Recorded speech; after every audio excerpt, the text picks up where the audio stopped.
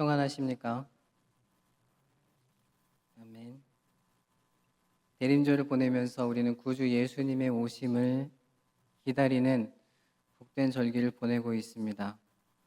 그리고 성탄절을 축하하기 위해서 이번 주일에 교육부서 학생들이 그리고 청년들과 외국인 영어 예배부 속한 지체들이 성탄 축하 잔치를 준비하고 있습니다. 성탄절의 의미를 다시 한번 되새기는 시간에 많은 성도님들 함께 참여하시면 좋겠습니다. 옛날보다 크리스마스 장식이 그렇게 화려해지지 않고 분위기가 살지 않는 것 같은 느낌을 받습니다. 그래도 여기저기 불빛들이 걸려 있고 크리스마스를 기념하는 상징물들이 많이 걸려 있습니다. 제가 얼마 전에 차를 타고 지나가다가 롯데백화점 밖에 걸려 있는 뭐라고 해야 될까요? 상징물을 봤어요. 근데 제가 거기에 적혀 있는 문구를 보고 깜짝 놀랐습니다. 보통 성탄절이 오면 메리 크리스마스라고 적혀 있지 않습니까? 영어로. 그런데 거기에 영어로 뭐라고 적혀 있었냐면 스윗 할러데이라고 적혀 있었습니다. 그러니까 달콤한 휴일이라는 뜻이죠. 그래서 깜짝 놀랐어요. 예수님의 이름이 빠지고 예수님의 이름으로 인해서 쉬는 날이 강조되어 있는 그 옥의 간판을 보고 깜짝 놀랐습니다. 근데 예수님은 그렇게 세상에서 조금씩 지워져 가는데 성탄절마다 지워지지 않는 존재가 하나 있습니다. 바로 산타클로스입니다. 며칠 전에 제가 뉴스를 통해서 세계 유일의 공인된 산타가 한 분 계시대요. 그분이 우리나라를 방문했다는 소식을 봤습니다. 근데 그 모습을 보면서 아이들도 열광하고 어른들도 약간 옛날 추억을 떠올리게 되는 것을 봅니다. 솔직히 말하면 저는 산타 할아버지를 그렇게 좋아하진 않습니다. 왜냐하면 산타 할아버지는 본질적으로 율법주의자이기 때문에 그렇습니다. 혹시 그 노래를 기억이 나시는지 모르겠습니다. 울면 안 돼, 울면 안 돼. 산타 할아버지는 우는 아이에게는 선물을 안 주신대. 그 노래 가사가 얼마나 무서웠는지 기억하십니까? 혹시라도 성탄절 시즌에 눈물이 터질 때면 산타 할아버지와 선물을 생각하며 꾹꾹 눌러 참았던 저만 그런 기억이 있는 걸까요? 그런 기억이 있습니다. 산타 할아버지는 자격이 있는 사람에게, 자격을 갖춘 사람에게 거기에 어울리는 선물을 줍니다. 이 산타 할아버지가 선물을 주는 이 행위는 세상에서 우리에게 이야기하는 율법을 떠올리게 합니다. 세상이 우리에게 말하는 율법을 한 문장으로 요약하자면 이렇습니다. 너는 사랑받아야만 한다. 이것이 세상에서 우리에게 계속해서 들려주는 한 줄의 율법입니다. 그래서 우리는 사랑받기 위해서 우리의 자격을 증명하려고 애를 씁니다. 공부를 더 잘해야 될 것 같고, 돈을 더 잘 벌어야 될 것 같고, 때로는 성격이 더 좋아야 될 것 같고, 외모가 더 뛰어나야 할 것 같고, 그런 자격들을 갖추기 위해서 애를 쓸 때가 있습니다. 그런데 복음은 그것과는 반대의 것을 우리에게 말씀하여 주십니다. 복음은 자격 없는 우리를 하나님께서 예수 그리스도 안에서 받으시고 사랑하신다. 이것이 바로 복음입니다. 그래서 우리는 자격이 없지만 예수 그리스도의 공로로 하나님의 자녀가 되고 하나님의 한 가족이 되고 우리가 착해서가 아니라 우리가 자격을 갖추어서가 아니라 예수 그리스도께서 우리를 위하여 흘려주신 보혈로 인하여서 그렇게 되었습니다. 그런데 오늘 본문에 등장하는 이 청년은 자기가 영생을 얻을 자격을 갖추어야 되겠다고 이야기합니다. 이 청년은 복음의 방식이 아니라 세상의 방식을 그대로 보여주고 있습니다. 예수님을 찾아와서 뭐라고 이야기합니까? 처음에 어떤 사람이 주께 와서 이르되 선생님이여 내가 무슨 선한 일을 하여야 영생을 얻으리이까? 이 청년은 자기가 선한 일을 해서 영생을 쟁취하는 것으로 생각하고 있습니다. 굉장히 당돌한 질문이기는 합니다만 우리도 가끔은 그런 생각에 그런 함정에 빠질 때가 있습니다. 내가 무슨 좋은 것을 하나님께 드려야만 하나님께서 그 구원의 약속을 나에게 부어주실 것처럼 생각할 때가 종종 있습니다. 그럴 때 우리는 그 영생과 구원이 하나님께서 주시는 선물이 아니라 내가 쟁취하는 것, 내가 획득하는 것, 내가 하나님께 드린 것을 통해서 내가 얻는 대가라고 생각하게 될 때가 있다는 겁니다. 그래서 예수님은 이 청년을 보시면서 이 청년에게 선한 것은 마음속에서 나오는 것이 아니다 라고 그의 시선을 교정해 주십니다. 그 다음 절에 17절에 보시면 예수께서 이르시되 어찌하여 선한 일을 내게 묻느냐 선한 이는 오직 한 분이시니라 내가 생명에 들어가려면 계명들을 지키라 이렇게 아멘. 말씀하십니다.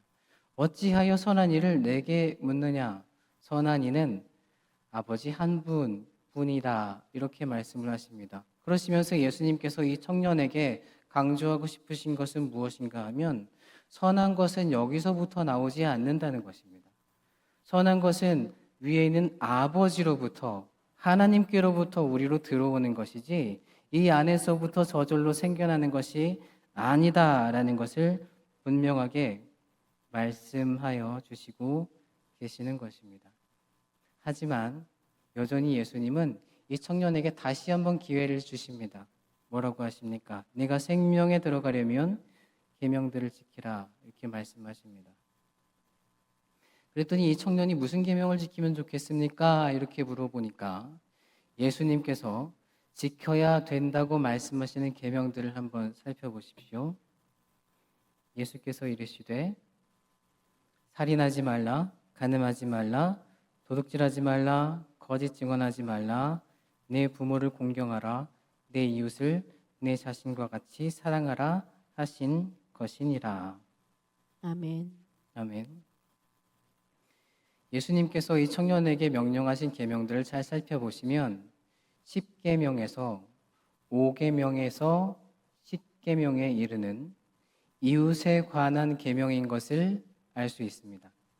1계명부터 4계명이 하나님에 대한 것이고 5계명부터 10계명이 이웃에 대한 것인데 이 청년에게 네가 계명을 지켜라 라고 말씀하실 때 이웃에 대한 계명만을 하나님 예수님께서 주시는 것을 알 수 있습니다. 이 율법을 다시 한번 떠올리게 하시는 이유가 뭘까? 이 청년은 자기가 그 율법을 다 지켰으면 영생을 얻게 되는 줄로 생각합니다. 하지만 성경에서 율법은 우리의 죄를 깨닫게 하는 것입니다. 바울 사도께서 로마서에서 분명하게 말씀하고 계시듯이 율법은 좋은 것이지만 그 좋은 율법으로 우리가 하늘나라에 들어가는 자격증을 얻게 되는 것이 아니라 그 율법 앞에 우리가 서면 우리의 모자란 것들, 우리의 죄된 것들을 율법을 통해서 깨닫게 된다라고 하는 것입니다. 그래서 예수님께서는 그 계명을 이 청년에게 던짐으로써 이 청년에게 무엇이 필요한지를 깨닫게 하려고 하십니다. 자격증을 얻는 것이 아니라 하나님의 은혜가 그에게 필요하다라는 것을 깨닫게 하려는 것이죠. 하지만 이 청년은 중병에 걸렸습니다. 어떤 병입니까? 내가 오라병에 걸렸습니다. 그 다음 절을 한번 보십시오. 그 청년이 이르되 이 모든 것을 내가 지키었사온데 아직도 무엇이 부족하니까?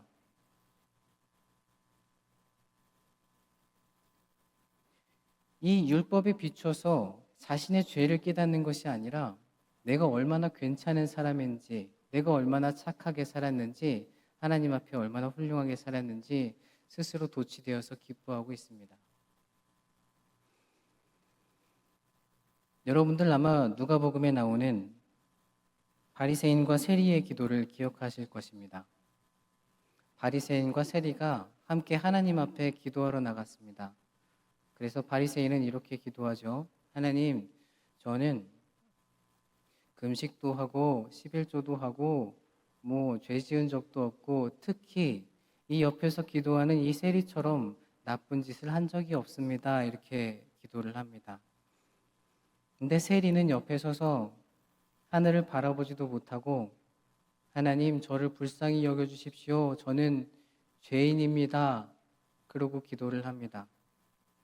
그러고 나서 그 다음 절에 예수님께서 뭐라고 말씀하시는가 하면 하나님께서 누구를 의롭다 하시겠느냐 이렇게 말씀하십니다. 그러니까 하나님께서 누구를 더 예뻐하겠느냐, 하나님께서 누가 더 잘했다고 하겠느냐 이 말씀이 아니고 하나님께서 누구를 더 의롭다 한다고 하시냐면 이 세리를 더 의롭다고 하신다라고 말씀하십니다. 세리와 바리새인의 차이점은 무엇인가 하면 바리새인은 자기가 죄인인 것을 몰랐지만 세리는 자기가 죄인인 것을 알았다라는 겁니다. 이 차이가 있습니다. 우리는 죄인이면서 의인입니다. 하나님 앞에 설 때 우리는 죄인으로 서지만 예수 그리스도의 공로로 의롭다 칭함을 받습니다.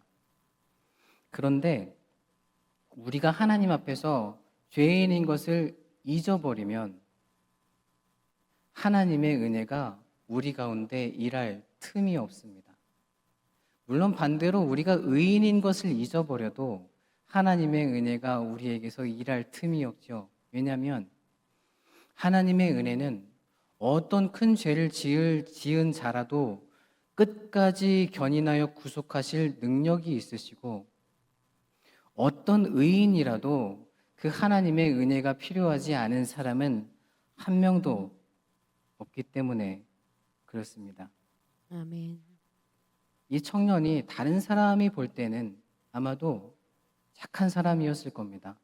이 청년은 다른 사람이 볼 때 존경받을 만한 사람이었을 겁니다.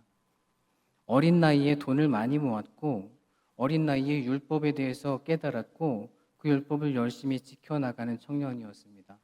이 생에 끝내지 않고 영생에 대한 소망도 가지고 있는 청년이었습니다.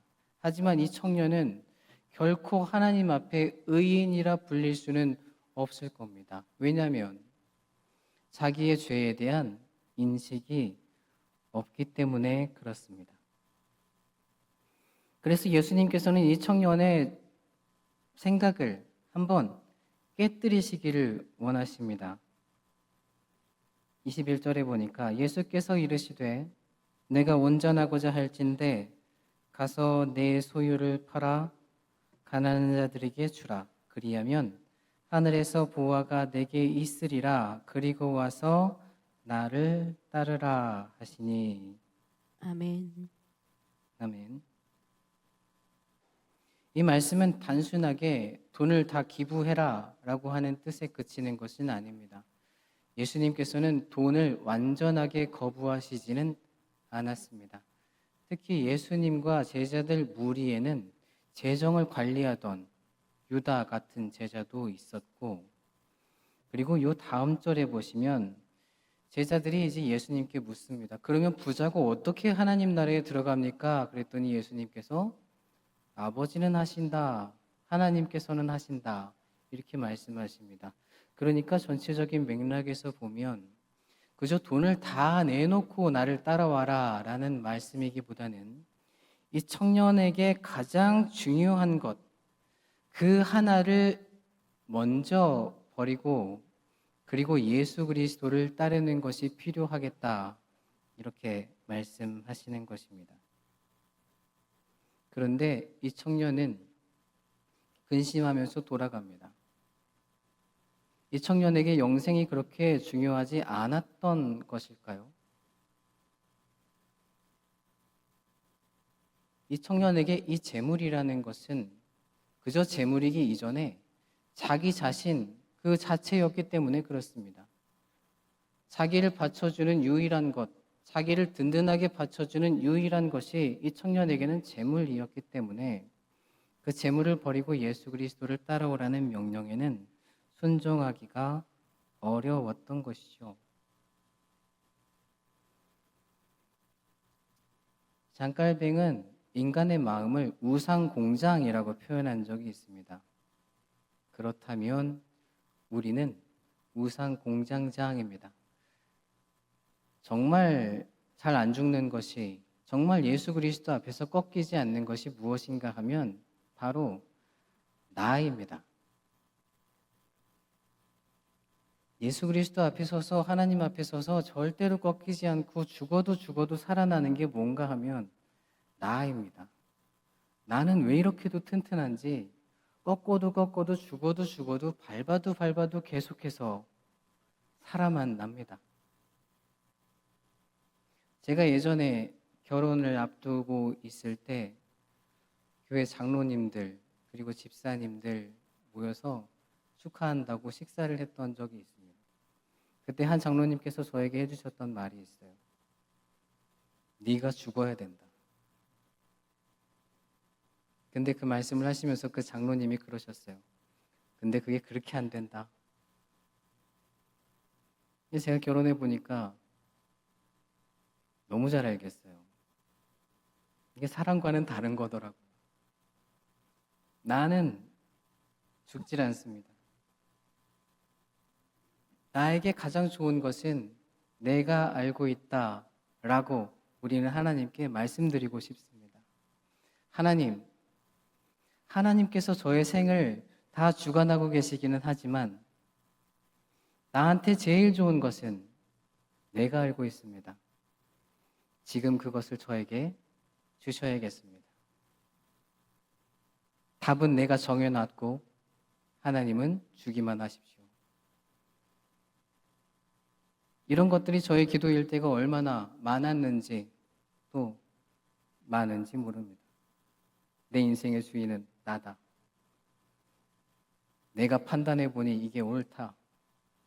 내 자존심은 절대 굽힐 수 없다. 그래서 우리가 하나님 앞에서 싸우는 싸움은 다른 사람들과 우격다짐을 하는 것이 아니라 다른 사람들을 꺾어내는 싸움이 아니라 내 안에 있는 나를 꺾어내는 싸움입니다. 이 싸움이 우리가 매일 싸워야 하는 싸움이고 이 싸움이 우리 앞에 있는 싸움입니다. 나를 어떻게 할 것인가? 그래서 예수님은 청년에게 말씀하시는 것입니다.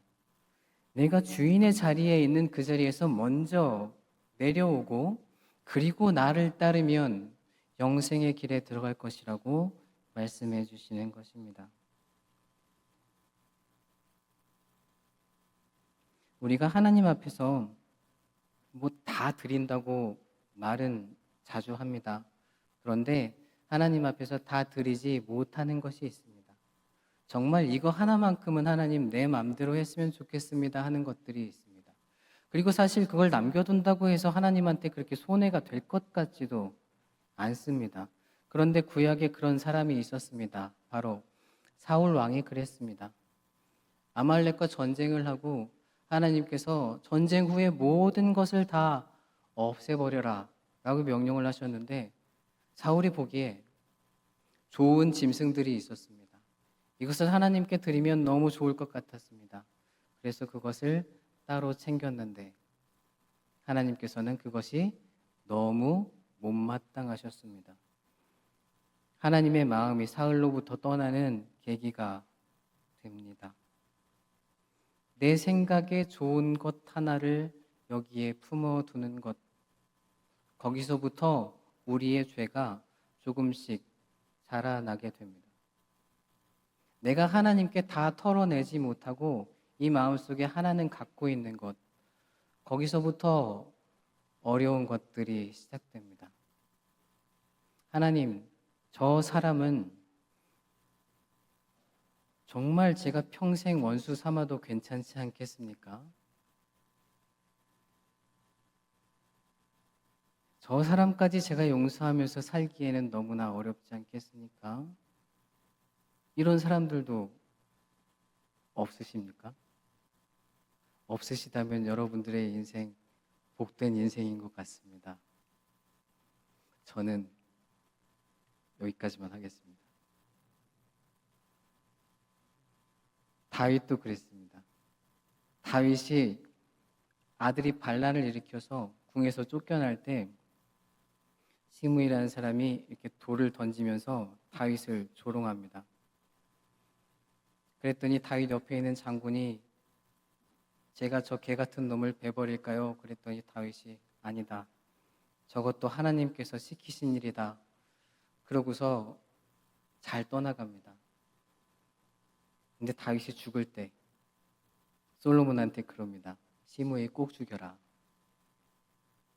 이게 하나님한테 드리지 못한 하나의 뭐랄까요? 마음 한구석에 남은 원망, 이런 것들이 우리가 하나님의 길을 가지 못하게 하고 그것만 내 것이면 좋겠다 하는 것들이 우리가 하나님께 가는 것을 방해합니다. 예수님께서 이 청년에게 말씀하신 것은 그저 재산을 다 버리고 이렇게 해라 라고 하는 뜻만이 아닙니다.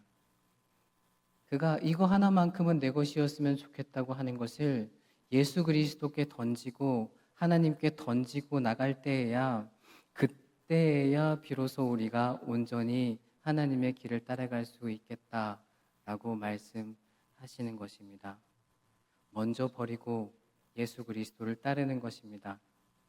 오늘 이 말씀에서 예수 그리스도께서는 10계명의 1계명에서 4계명을 언급하지 않으십니다.